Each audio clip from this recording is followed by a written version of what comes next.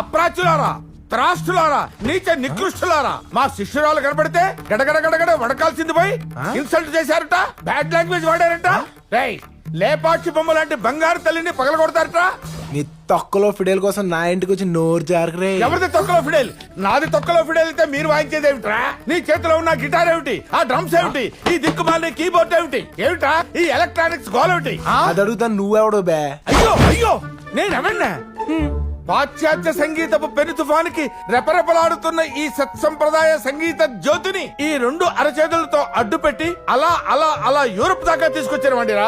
దీన్ని ఊదేస్తారా మీరు? అయ్య బాబాయ్, ఊదేశాడు ఊదేశాడు వెధవా. వీడు ఊదటానికే పుట్టాడు. రేయ్, నీలాంటి వాడి వల్ల సంగీత లక్ష్మి అలిగి వెళ్లిపోతే 10 సార్లు ఆవిడ కాళ్ళ వాళ్ళ పడి బతిలాడి తీసుకొచ్చాను రా. ఇంకా ఎన్ని సార్లు బతిలాడరా నేను? అరిగిపోయిన స్పీకర్లు ఆరోక్, నీకు ఓవర్ యాక్టింగ్ చూస్తుంటా.